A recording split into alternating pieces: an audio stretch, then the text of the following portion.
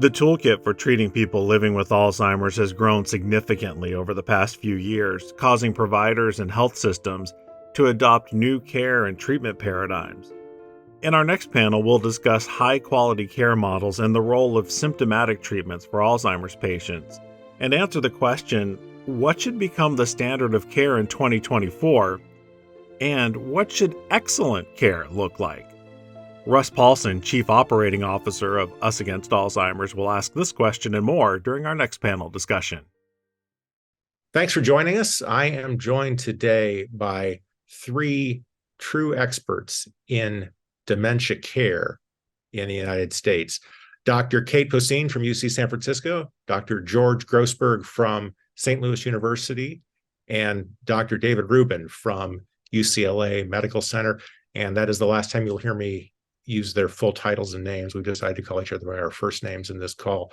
We're here to talk about what's exciting in Alzheimer's today. We'll get straight to it because we only have 45 minutes and we could probably talk for much longer. For all of you, this has been an exciting time and recently, and as we look forward in AD, this is an exciting time, a positive time, which I don't think is something that many people would have said 5 years ago. So for each of you, what is it that's changed in the last couple of years and changing now that has you most excited about the field? And I'll start with Kate. It's an incredibly exciting time to be in this field for a number of reasons. Our field has been getting a lot more attention because of the recent advances in disease-modifying treatments, which are inspiring health systems to change their practice to try to detect patients earlier with mild cognitive impairment that's likely due to Alzheimer's disease, and also prepare to provide longitudinal care to patients who are going to be on these therapies. And this is so exciting that these drugs have the potential for some patients to slow the disease in the early stages. But at the same time, I am extremely excited about advances in research around care. And while our society is often biased to get really excited about drugs, I'm really excited about the advances with the care models that my colleagues here today have been working on for quite a long time, and many others as well. That we now know that care management for people living with dementia and their care partners improves outcomes for them, and potentially it can also be helpful to health systems and to payers, maybe even reducing healthcare costs by reducing unnecessary emergency-related care. So these advancements, the drugs as well as in the care models, get me really excited about a new future for taking care of these families. George, what would you say? Yeah, I agree with Kate.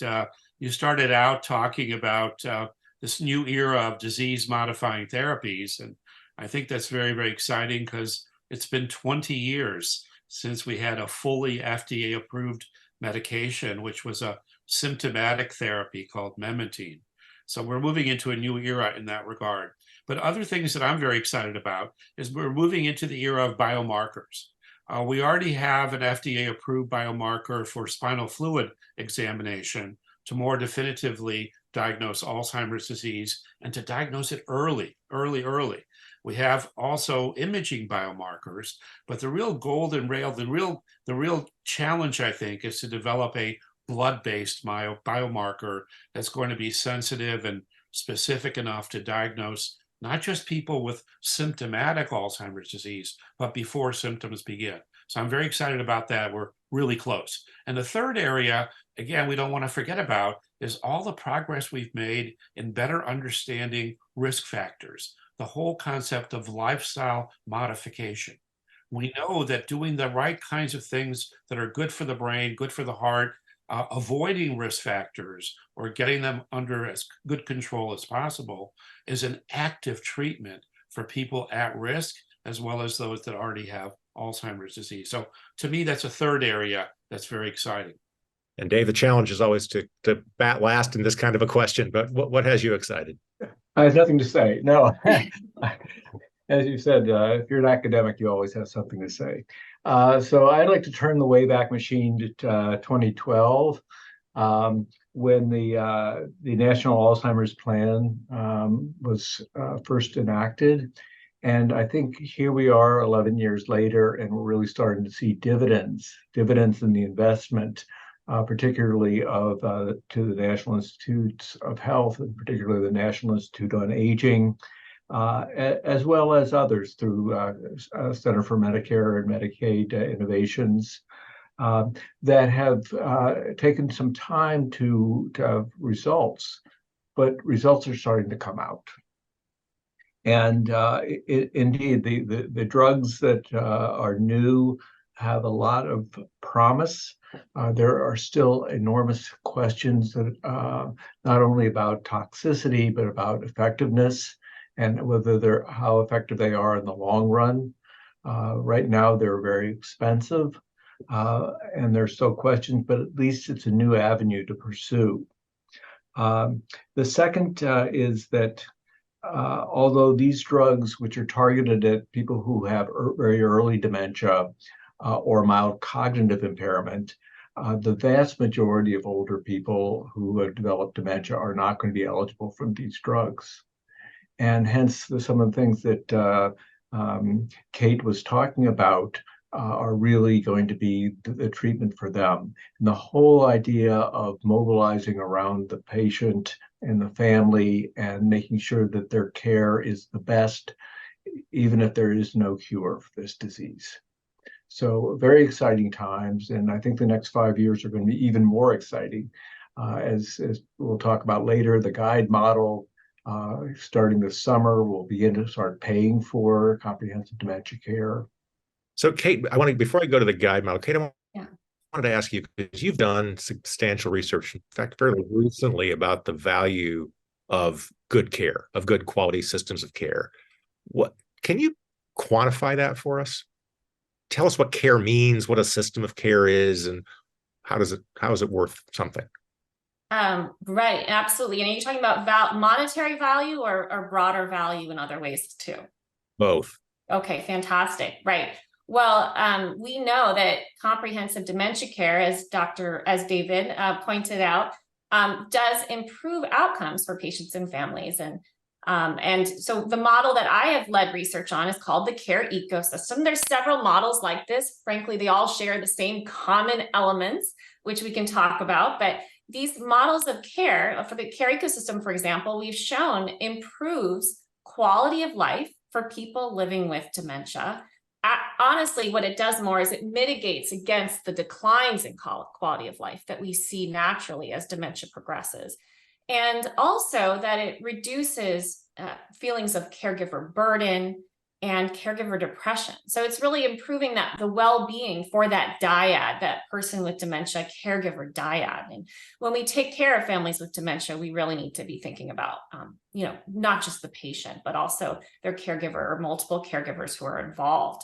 But it goes beyond that. And in terms of value, I mean, our care ecosystem has reduced potentially inappropriate medication use and polypharmacy. And we recently published that we are saving Medicare money as well. So when we compared people enrolled in comprehensive dementia care to people who were randomized to usual care, we found that the total cost to Medicare was actually less for the people who are receiving the comprehensive dementia care. And we're not the only ones to have found this. And I think what it represents is not just money, not just that we're saving money for Medicare, which is of course really important because it opens the door to policy change, but it represents that these are families that are not in a state of crisis, that they are able to plan ahead for the challenges of dementia care because they're not doing it alone. They have a guide and access to dementia specialty care when they need it, so that they can have a care plan, they can have a safety plan, and they're prepared. And so they're not cycling in and out of the emergency room in the hospital. And this is what, to me, the savings to Medicare represents. So there's value. There's value to patients, to families, to health systems and payers associated with providing quality comprehensive dementia care. So, Kate, talk about you mentioned that the care ecosystem that you've been a part of is one of a few, and they all have some things in common. What are the things that they have in common? Right. Well, what do they have in common? And I hope you'll ask David to follow up on this as well, because he's really guided a lot of my thinking in this area too. So what do they have in common? I mean, all of these models have a primary point of contact for the family, someone they build a relationship with and have an ongoing, continuous relationship. Dementia care can't be intermittent. It can't be just a one-time consult. There's continuous care associated with these care models. There's also access to dementia specialists. But now the dementia specialist is unlikely to be the primary point of contact answering the phone, but when their expertise is needed, they can be looped in either to supervise the care team navigator or the nurse that's serving as that primary point of contact, or actually to get involved themselves. And so in the care ecosystem, that expertise involves expertise in nursing or medicine, social work, and pharmacy. So there's always a care plan that needs to be developed when a family is first enrolled and then updated periodically. For example, in our model, about annually, we update the care plans. So I think those are some of the key ingredients. Again, the continuous trusting relationship with someone who's your guide or navigator, and that access to dementia specialists when it's needed. Dave, how would you modify, if at all? Yeah, it's really that basically these patients and their caregivers are adopted. They're adopted by somebody who will be with them through the journey. And these journeys are very circuitous. You've seen one person living with dementia, you've seen one person, and they have ebbs and flows and good times, bad times. But somebody have this kind of continuity of care, also keeping them out of trouble, care coordination, keeping them off bad medications is an important role, and that support for the caregiver. It is really tough to care for persons living with dementia, and that's where sometimes elder abuse happens. Is you're just burnt out, you're doing something you can't do any longer. About up to half of caregivers become depressed. And in some of our work, 30% said that they regularly feel overwhelmed on a daily basis. So it's really taking this family and adopting them. So the challenge of that, I guess, is scaling it, right? Because it's easy to do if you're UCSF or UCLA or at St. Louis University or WashU in St. Louis or one of the big academic medical centers. But scaling is probably going to be even a little challenging there and a lot challenging in the rest of the country. And it seems like one of the ways that I know, Dave, you've been involved in trying to help nudge the scale along is something you mentioned just in passing a minute ago, the GUIDE model, which is a program that the Center for Medicaid and Medicare Services Innovation Center has announced. Talk about what that is. And so for our audience, they should know, for one thing, it's going to open soon and close, and there's a window, but also what is it and how close does it get to that common set of core that you and Kate talked about, core elements of a good care model? Yeah, I would say that if you think about the anti-amyloid drugs as being a game changer in pharmacotherapy, the GUIDE model is a game changer in terms of comprehensive dementia care, because for the first time, Medicare will be covering care to enhance caregivers. They just haven't done that in the past. And it is really designed very much on the principles that Kate was talking about, that you see in care ecosystem, that you see in the BRI care consultation model, that you see Mind at Home, you see integrated memory care clinic, health ABC, and Alzheimer's dementia care. They all share those common principles. And the RFA, which will be coming out, I think, in November, asks health systems if they want to play ball. If they want to play ball, there will be a new payment structure. And this is a very interesting payment structure. It is a per beneficiary per month in 5 tiers based on how severe the dementia is, how much stress the caregivers experience, as well as whether the person has a caregiver or not. People who don't have caregivers, it's a whole different kettle of fish. The other thing, there are adjustments for health equity, for performance, but by and large, this is new money. New money coming in the system to pay for precisely the kind of care that we're talking about. Now, it's a bit tricky because there are two avenues in. There's one, an established care model, and that are health systems or Medicare B providers that are already providing comprehensive dementia care. And they, if accepted, can start receiving payment for this in July 2024.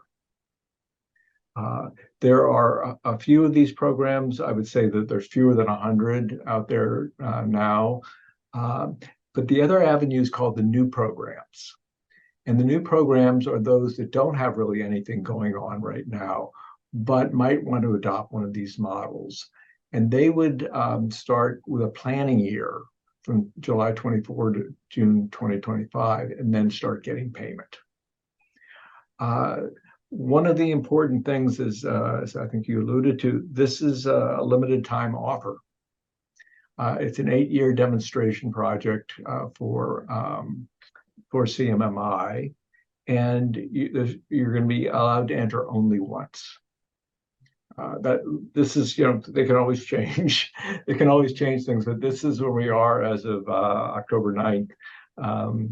That if you don't apply this round, there's not going to be another entry in.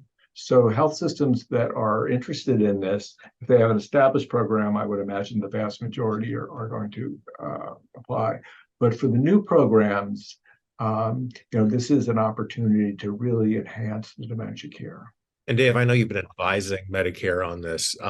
How hard is this for someone who would be a new program and maybe isn't at a major medical center? Is this something that small practices could adopt as well? I think so. Kate and I are involved in some initiatives that really offer a menu of evidence-based models. And we've been doing this for years. Is that sometimes somebody will come to us and they're interested in a dementia care program, and it's really not the right fit for the UCLA model, and we'll refer them to Kate or other programs. The idea here, and to Medicare's credit, is that they haven't said, we're only going to do 5 practices or 10 practices. It's a demonstration. It's a voluntary program, and what they mentioned to me was that the response to requests for letters of intent was robust. So we would love to. This could enhance the care that older people with dementia are receiving manyfold. Thanks. So, George, to you, one of the things that you spent a chunk of your time on is working in long-term care facilities. So a lot of, as we talk about the anti-amyloid monoclonal antibodies, those are targeted for very early disease. I don't know how the guide model is going to work in a long-term care facility, but ultimately people sometimes end up in long-term care facilities. What's changed, or has anything changed in the last couple of years that gives you hope in thinking about the people with the more severe disease, or people who are in long-term care? Maybe the disease isn't severe, but other comorbidities are severe. Anything changing there? Yeah, I think that's a great question, Russ. Thank you for asking. A lot has happened, some good, some bad, but a lot has happened in the spectrum of long-term care. And when I think about the spectrum, I'm thinking about a retirement community that offers everything from independent living to assisted living / memory care, all the way to skilled nursing care. And these are becoming more and more common and more popular throughout the United States. But I think the real phenomenon that I've seen the last few years is the growth of memory care. So I have patients now with Alzheimer's disease and other dementias where I meet with them and meet with their family. And it's become pretty apparent that they need to find a placement, that they're no longer able to care for their loved one. And in the old days, they'd be going directly to skilled nursing care, but now they have this option of kind of level 2 assisted living / memory care, which hopefully specializes particularly in taking care of behavioral issues and problems that their loved one may have. So that's a very new phenomenon. The other thing that's happened, which is not so good, is nursing homes in particular became decimated during COVID. I think you and I were talking some time back that 40% of all deaths occurred in long-term care, particularly in nursing homes. Nursing homes became, for 2 or 3 years, what I called COVID incubators. I had families taking their loved ones out of the nursing home because they were on total lockdown and they couldn't even come and hug and kiss and interact with their mom or dad or grandma or grandpa. Nobody wanted to work there. And even now, nursing homes especially are struggling to bounce back as far as occupancy. They're struggling to bounce back as far as being able to recruit capable staff at all levels. So there are huge challenges in long-term care. But of course, in every challenge, there's opportunity. And there's opportunities to move these comprehensive kind of dementia care systems into long-term care, which is what we've actually done. We have 3 teaching nursing homes in St. Louis where we go on a regular basis. We're also partnering with the University of Missouri Columbia, which has a large grant, which has placed an advanced nurse practitioner into each of these facilities to really work on behavior management, medication management, decreasing hospitalizations and readmissions, and really resulting in some very promising outcomes. So I think there are specific models that can be very helpful in the long-term care environment as well. That's exciting. That's a lot of good news. And there's one other area I think might be good news. But I want to ask Dave, because I know that you work with a lot of residents at UCLA. And I know a geriatrician, physician researcher on the East Coast who's in his mid-30s, maybe a little more than mid now, who, when he was in his residency, was really discouraged from getting into geriatrics research. There's, from the researcher side, there's no money, he was told. And as a physician side, there's not much you can do for your patients. So he was really sort of, his advisors were trying to talk him out of it. He ignored them and went into it anyhow. But I'm wondering, as you now see the medical students and the residents that you talk to, the NIA has gotten a lot more money to go toward Alzheimer's research. There's now effective therapeutics. You've proven that care. Is it changing the sort of the pipeline of people who are interested in geriatrics and Alzheimer's and neurology? I think so. I think this is a dividend of the investment. 15 years ago, this was just a terrible disease. There was no money in studying it. There's nothing you could do about it. Let's go home. Let's go into cardiology. But things are different now, and indeed, the NIA is exceptionally well funded in Alzheimer's research. The pay lines are better, and so that if somebody was starting out her career, this is a great opportunity. It's like cancer was, a couple of decades ago. The government means business here. Great. Now, I think we might still have some challenges, even with the good news. And George, I wanted to go back to you to talk about a conversation you and I had about general neurologists. And I think, not surprising to anybody in this audience, there aren't enough neurologists. There certainly aren't enough Alzheimer's experts, but there aren't enough neurologists in general. So they've got a pretty heavy patient load. And even with all the good news that we've just been talking about in Alzheimer's, there's still, it's a tough differential to make. It's tough for the general neurologists. Yes. Before I talk about that, I want to comment on what Dave mentioned. Yeah. And at least in our institution and in our part of the country, we're still not seeing residents knocking the doors down to be Gero Med or Gero Psych Fellows. There's a huge shortage, and I haven't seen a tsunami of applicants, either in our region or nationally. So we have a ways to go.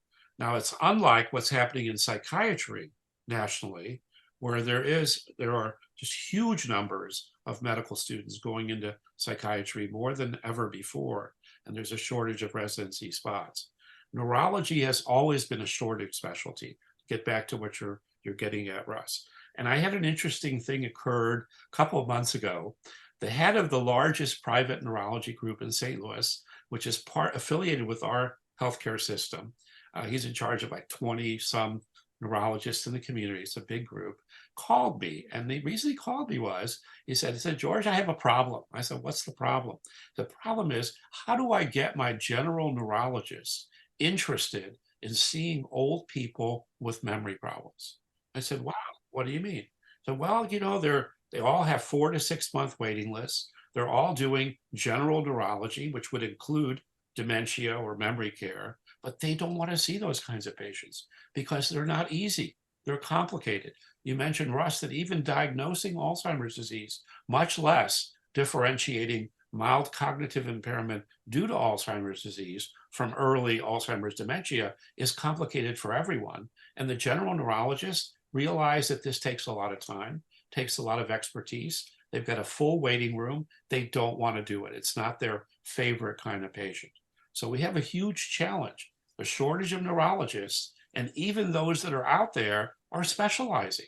So I have colleagues who do stroke neurology, who do movement disorder neurology, who do epileptology. They don't do any dementia care, which leaves that smaller group of general neurologists who are often disinterested and maybe feel overwhelmed because of all the backlog of referrals that they have for other conditions. It's a huge challenge.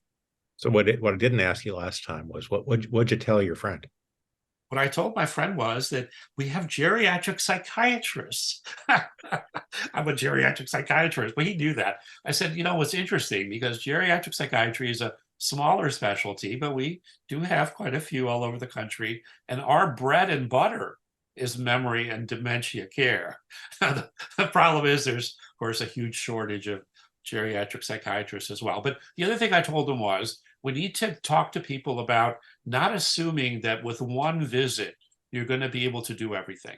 Make a diagnosis, do the blood work, do the dementia workup, counsel the patient, counsel the family, begin treatment, and so on, to really encourage them to look at this as a 3 or 4 step process, 3 or 4 appointments at least. Think about neuropsychology. We have a huge group of neuropsychologists. We have 6 full-time people. They now have a 4-month waiting list, but nonetheless, use ancillary resources to help you diagnostically and to help you to better manage these individuals. That's what I told them. So, Kate, this goes back to sort of the system issue, right? You and Dave both talked about how there's a sort of an Alzheimer's specialist that needs to be in this system of care, but there's all these other touch points with the patient. The neurologist, the primary care doc, maybe there's a neuropsych testing that happens. Are you seeing in your work, Kate, the same sort of challenges with the general neurologist that George just talked about? Yes. And so I think a lot about how to support neurologists, especially given that they're starting to get more referrals or expecting that there'll be more of a demand for their services with the new therapies. Patients and families feeling that they want to, really need to get their memory evaluated earlier. So demanding the services. And so we need to think about how to support them and make sure they have adequate job satisfaction and they can handle these waiting lists. And I think that's one of the real benefits to these comprehensive dementia care models, is that not only are we supporting the patients and families, but we can also support those neurologists so that they can provide the care that they want to provide, because they can hand off a lot of the care planning and carrying out the care planning to a nurse-led team. But I also think a lot about primary care providers. Most people with dementia in this country never see a neurologist or a geriatric psychiatrist. They receive their dementia diagnosis, if they receive it at all, and they receive their care from primary care.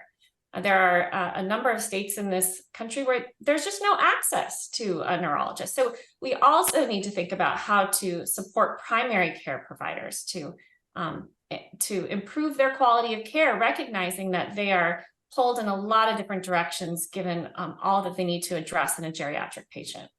So I'm wondering what you do with primary care docs, or what can primary care docs do, given all, as you say, they're just pulled in a lot of different directions. And honestly, there's no blood pressure to monitor in Alzheimer's disease or in cognitive impairment, right? There's no Lipitor to give. It's complicated. So what do you suggest for primary care? It is complicated. If we have to, so when in my work with primary care, I find that there is a relatively simple formula about what rises to the threshold that the primary care will choose that to pay attention to. And that is, they think about how much of my time, my limited time that I have with this patient will this take, and how much benefit will this have for my patient? Well, I think, historically, in recent years, primary care providers have often felt dementia, diagnosis and care, it takes too much of my time. I have 10 or 20 minutes, maybe if I'm lucky with this patient, and they have 3 problems they're bringing to me. It takes too much of my time, and there's nothing I can really do about dementia anyways. Well, so how do we shift that equation for primary care? Well, we have to think about how can we help them provide quality diagnosis and care in a way that is efficient for them to do, given the constraints of their everyday workflows. Now, we need primary care to be on the front lines of detecting cognitive impairment and acting on it. Primary care is in the position to do this because of their long-standing relationships with these patients. And we need primary care to listen for those concerns, ask about these concerns, and when there is a concern, to act on it. But we need to give them a workflow that they can carry out, a paradigm that is feasible for them to do. So in some of my work, for example, when there's a concern, the primary care provider can then trigger a diagnostic or evaluation, very brief, that's actually carried out by a medical assistant, digital cognitive testing. And I hope in the near future, as George mentioned, incorporating blood-based biomarkers. I don't think we're ready yet to be using these blood-based biomarkers in primary care, but I hope we'll get there to support that early diagnostic evaluation. And then we need these comprehensive dementia care models to be accessible for primary care providers to refer patients into. And as David mentioned, there's different flavors of these comprehensive care models. Some of them, like the care ecosystem, can be fully delivered over the telephone. This means that there can actually be a hub where the services are provided from. And even if a patient lives in a rural area, a long distance from dementia specialty care or neurologist, they could potentially get comprehensive dementia care. And I think having something meaningful for patients and families that primary care providers can refer their patients to, this will encourage them to pay more attention. It's worth diagnosing dementia because I can get this family connected in to this quality care that's not going to actually take more of my time. In fact, it might alleviate some of the pressures on my time because there's somebody who's really partnering with the family around the dementia. So this is some of my vision for how we can support primary care providers to do this challenging work.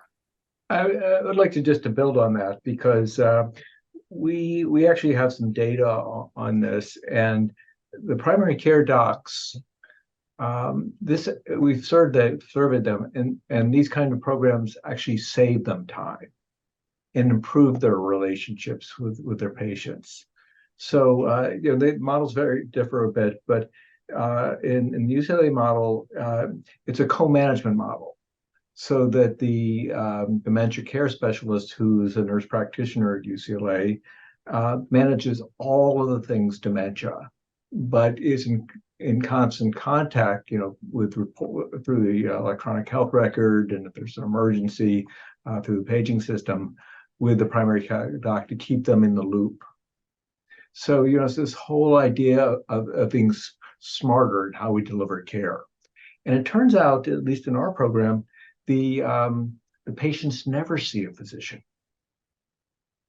They never see a physician. There's a physician advisor to the group and who helps with difficult cases. But in fact, it's really a team. And that's one of the other things that all of these models have, is a lot of teamwork. So it augments and complements primary care. And just to add one point, I think, Kate, you brought up so many good points, but one to touch on one of them to amplify it. I think as we develop more and more effective treatments for Alzheimer's disease, and we're in the beginning. This is not a cure-all situation, but we're in the beginning of a new era of pharmacotherapeutics. I think a lot of primary care doctors who have this therapeutic nihilistic kind of attitude, saying, why should I even work up or get concerned about my 85-year-old with memory problems? There's nothing we can do for them anyway. So they just wouldn't bother. Now that that's maybe going to be changing, and hopefully there's more that we can do, hopefully they'll become more motivated to do the proper evaluations. And I do agree too, Kate, with the notion that the blood-based biomarker, and we're getting close. So they're already being incorporated in many clinical trials that we and others are involved with. We're getting close. It's going to make a big, big difference in early detection. So hopefully we're moving in the right direction. Interesting enough, at least one is being marketed directly to consumers at this point. Blood-based biomarker. Not recommended. I didn't say they're recommended. It's being marketed to consumers. I know. We're actually writing a paper on that, analyzing the data that isn't there. So I think you all just kind of answered what was going to be one of my closing questions, is what does good or excellent care look like? But let me ask you the next logical question, which is, so why aren't we there? I mean, Kate, you've done research that shows this all is sort of economical. Dave, you've done research that shows this is economical. You actually got research in your own medical system, it sounds like, Dave, that shows that it's a sort of a positive ROI. Kate's got research that shows a positive ROI to Medicare. There's lots of, and normal economics would say, well, if it makes sense from a business perspective, everybody ought to be doing it. And yet we're not. It's better outcomes for the patient, and it's a positive ROI financially for the systems. Why isn't this happening? Well, there's a fair amount of investment you have to. They don't make money from day one. It's kind of like Amazon, lost a lot of money for a lot of years. So, some of this is downstream revenue. But I think the tip of the hat here goes to CMMI, because by implementing the GUIDE program, they are really eliminating that monetary barrier for most systems. So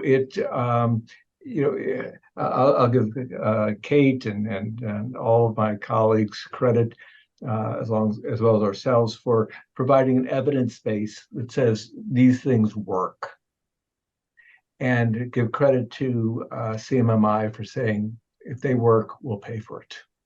George, what's your perspective on that? Yeah, I was going to comment, Dave, on what you mentioned, that in your system, patients never see a physician.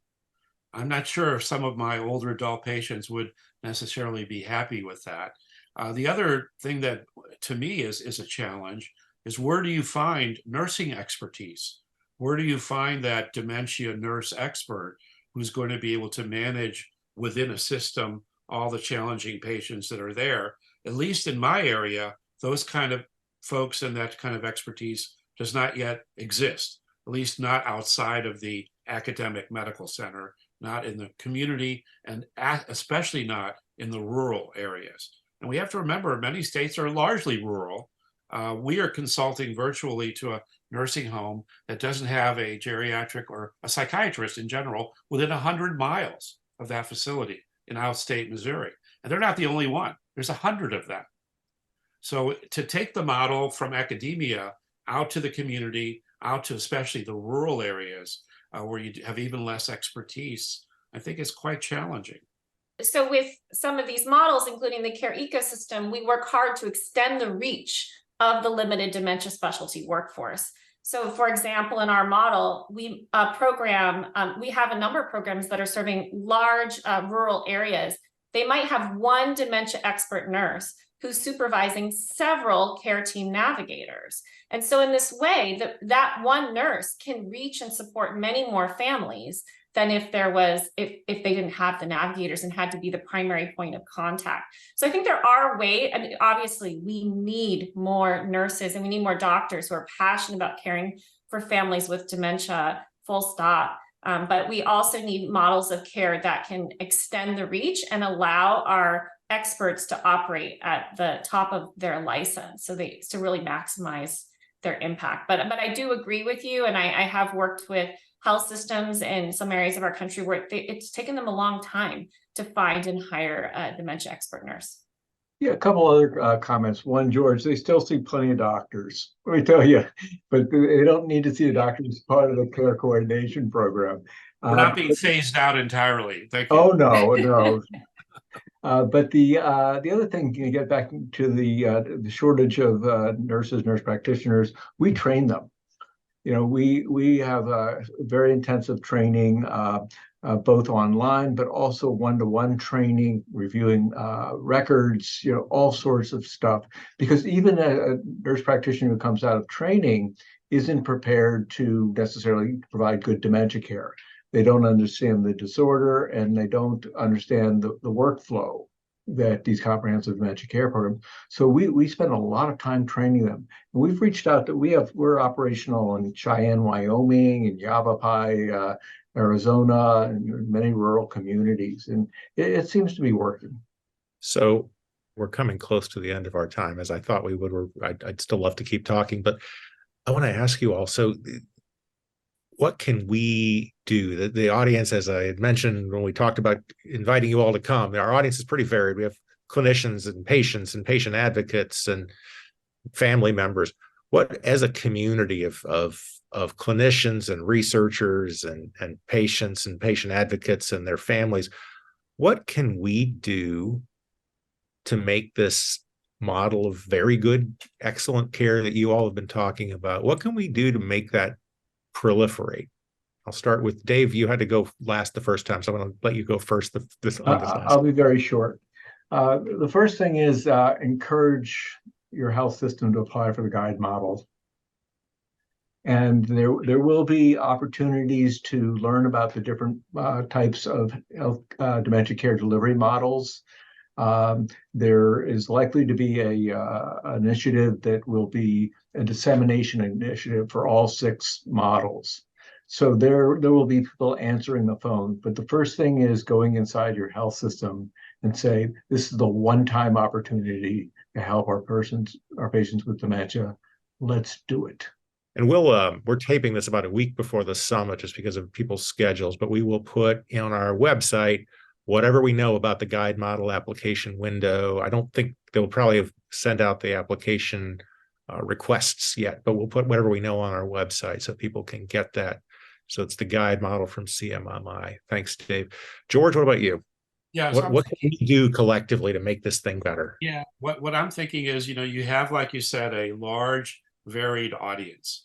I think this audience can do amazing things if they lobby. They can lobby their senators, their congresspersons, encourage organizations like the Alzheimer's Association and others to not just be funding research to develop new treatments, pharmacotherapeutic in particular, but to really be funding also models of care and to make even more funds available so we can maybe move these models out into the rural areas and take it from UCLA or from other centers and make it happen all over the country. So I think it's a very strong lobby force. I echo my colleagues, but also add that we have the greatest opportunity to transform dementia care right now than we've ever had in my career with the guide model. And we need to act on it. And with the disease modifying therapies that are getting everyone's attention and are also extremely important. So this is our chance. And what we need is innovative champions within practices, within health systems who are ready to lead the charge. Because this is what David and I have seen when health systems have adopted these models. There is a leader from within that serves as a champion, and they can be transformative in the care of the families living with dementia at their institution. So please, if you are considering being one of those champions, you are one of those champions, we want to work with you. We want to help you to change the trajectory of dementia care. 3 champions of change of the entire U.S. health system when it comes to geriatrics and dementia patients. Dr. Kate Posehn, Dr. George Grossberg, Dr. David Rubin, Thanks for joining us today. Thanks for your words of wisdom, your insight, and thanks for all the work that you've done to get us to this exciting point in Alzheimer's. Thanks for joining us, folks. Thank you.